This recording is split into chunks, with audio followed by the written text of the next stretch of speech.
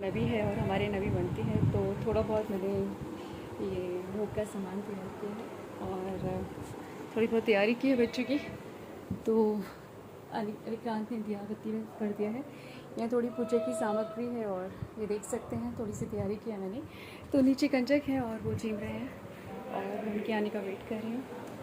बहुत ही खूबसूरत पल होते हैं ये। और जब अक्टूबर में ये नवदुर्गे होते हैं तो बहुत ही खुशियों से और आनंद से भरे हुए होते हैं, क्योंकि नई साल का आराम हो रहा होता है और सर्दी आने वाली होती है, सारे 30 त्यौहार आने वाले होते हैं, तो बहुत अच्छी फीलिंग आती है।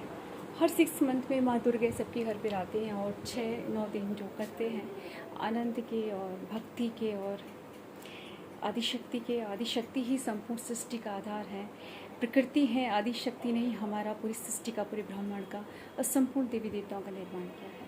तो आदिशक्ति ही एक ही शक्ति है, उन्हीं से ही ब्रह्मा विष्णु और महेश का जन्म हुआ है। और आदिशक्ति, ये 4 ही शक्तियाँ हैं जो पूरी सृष्टि का आधार है। इन चारों ने ही मिलकर सृष्टि का निर्माण किया है।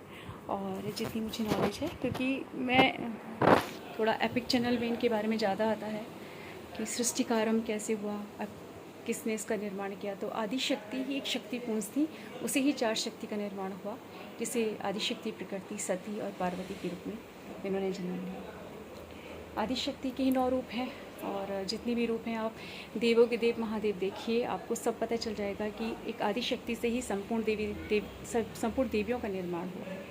तो बहुत ही अच्छा जो भारतीय संस्कृति है उसका बेस बहुत स्ट्रॉन्ग है, सबसे प्राचीन संस्कृति है।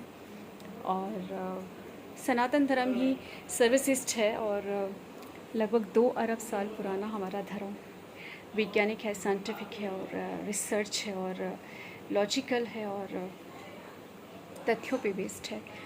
तो मैं मानती हूँ कि देवों के देव आप देखिए, आप जब देवों के देव देखेंगे, एपिक चैनल देखिए, एपिक चैनल पे इन सब चीज़ों के बारे में 1 घंटे के प्रोग्राम आते हैं। परिक्रमा आता है जिसमें तीर्थ यात्रा कराते हैं। देवों के देव देखिए, कृष्ण देखिए, महाभारत देखिए, रामायण देखिए, जब ये सारे चारों सीरियल जो इतनी अच्छे तरीके से बनाए गए हैं।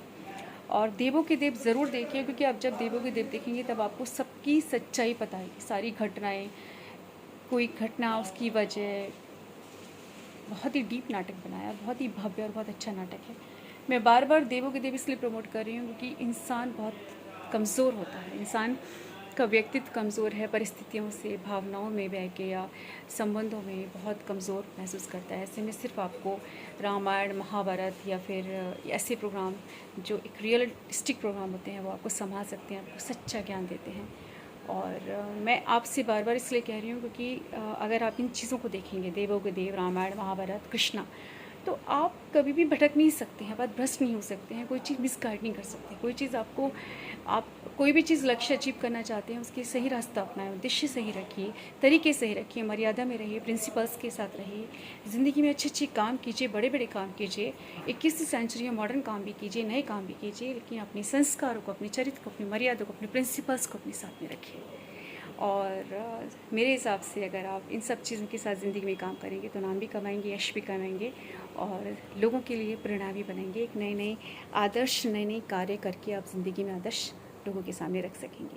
तो कंजक आने वाले हैं और बहुत ही, मैं सनातन धर्म को बहुत पसंद करती हूँ। सारे धर्म बढ़िया होते हैं, सब धर्म अच्छे होते हैं, लेकिन सनातन धर्म सबसे पुराना, सबसे साइंटिफिक, सबसे तार्किक, सबसे न्याय संगत और सबसे वैज्ञानिक धर्म है।